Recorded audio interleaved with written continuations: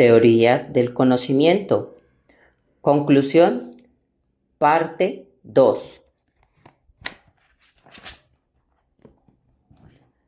Tal desconfianza se origina en la confusión de la objetividad y la validez universal, a la cual ya hicimos referencia anteriormente. Se opina que un juicio que no sea demostrable de un modo universalmente válido, esto es lógicamente convincente, no puede tener aspiración alguna a la objetividad.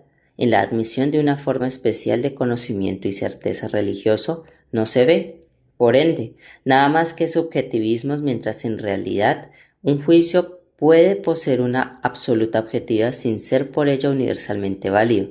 Como se demostró anteriormente, la mayoría de las objeciones que August Messer hace en la conclusión de su Einführungs in die Erkenntnistheorie, Introducción a la teoría del conocimiento, contra la definición dualista de la relación entre la fe y el saber, descansa en la insuficiencia de distinción entre objetividad y validez universal. La razón más profunda de esta deficiente distinción reside en esa forma intelectualista de pensar que sólo reconoce lo que puede apoyarse en fundamentos racionales. Dicho brevemente, lo que puede demostrarse. Son muchos los filósofos que piensan que la filosofía presta a la religión el más invaluable servicio, al afirmar su verdadera por medio de reflexiones metafísicas, pero estos filósofos pasan por alto que la concepción de la realización entre la religión y la filosofía defendida por ellos solo es de provecho cuando y en tanto el conocimiento filosófico se muestre en las vías de un sistema acabado e incorporado, en cierto modo, a la religión. Por el contrario, tan pronto como el impulso hacia el conocimiento filosófico se apoya sobre sus propias bases y conmueve las bases del sistema recibido, existe el peligro de que también la religión misma se tornee problemática con el fundamento filosófico y que la supuesta piedra fundamental de la religión se convierta en piedra de molino que la arrastre al abismo del escepticismo. Iluminan vivamente el peligro que existen aquí para la religión. El abandono de la fe religiosa depende últimamente, lo mismo en el autor que en el otro, de la confusión entre la religión y la filosofía y el intelectualismo religioso, consiguiente a ella.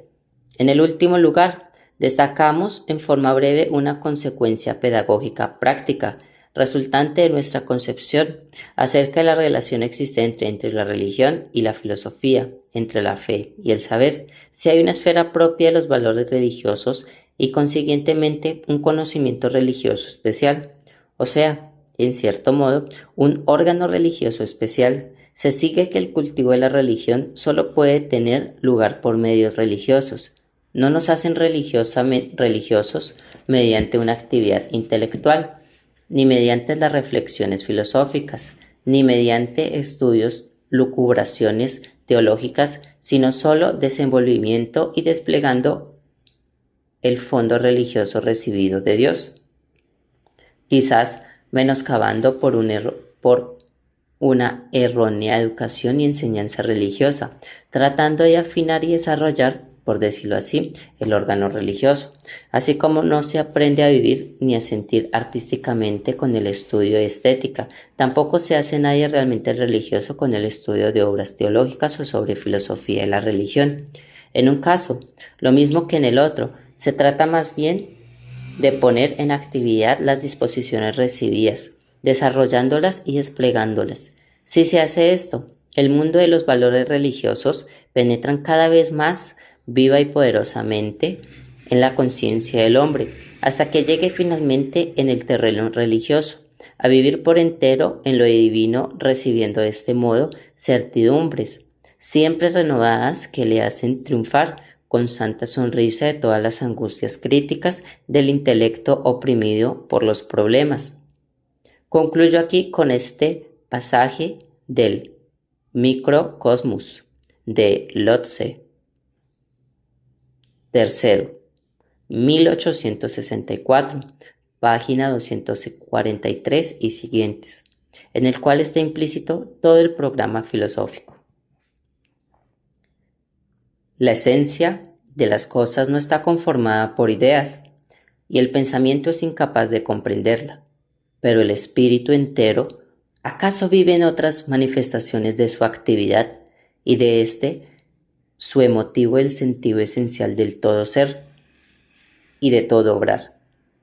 Se sirve del pensamiento como medio para poner lo vivido en el orden que su naturaleza exige y para vivirlo con mayor intensidad en la medida en que se adueña de dicho orden. Muy antiguos son los errores que se oponen a la dicha concepción.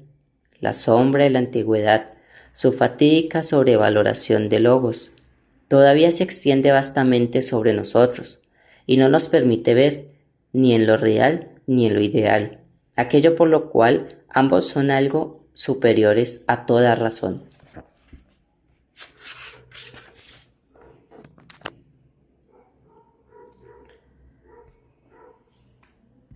Bibliografía: Johannes Jensen, 1889 a 1971. Johannes Jensen, uno de los máximos exponentes de la filosofía católica del siglo XX, nació en Lovensch, Renania, y en 1889 y murió en 1971. A sus 25 años fue ordenado sacerdote, cualidad que determinaría su actividad filosófica, que tuvo como centro la Cátedra de Filosofía y la Religión en la Universidad de Colonia, donde ejerció como profesor titular desde 1927.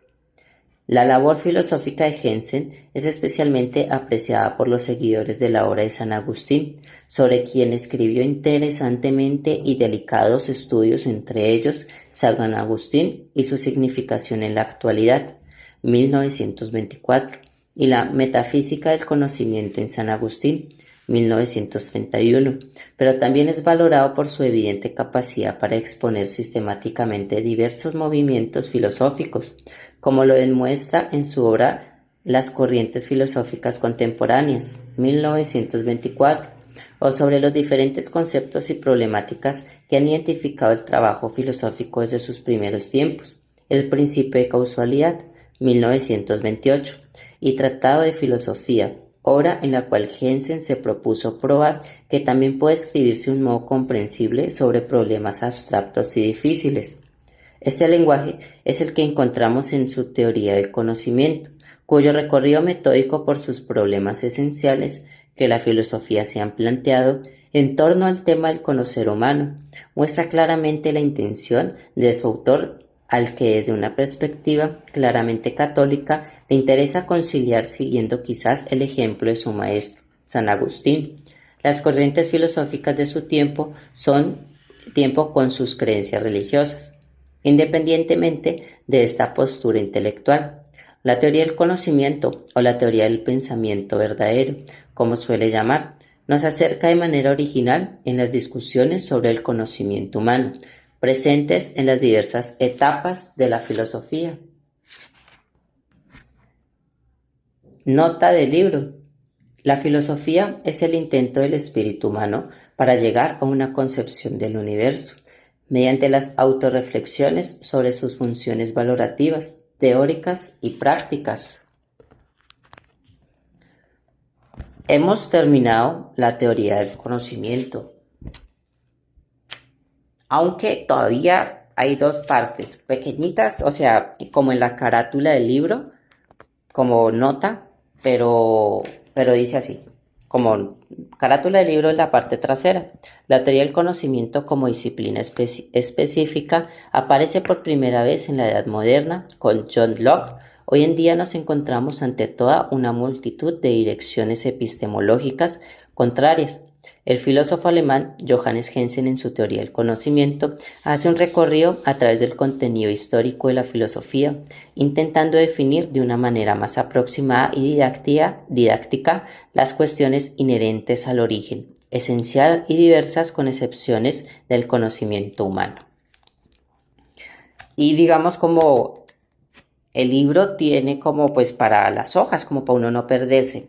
Y ahí también tiene ya el último texto y literal, con ese último texto hemos terminado todas las letras para leer, letras y pues versos y también, ustedes me entienden, disculpen la distracción, voy a seguir leyendo.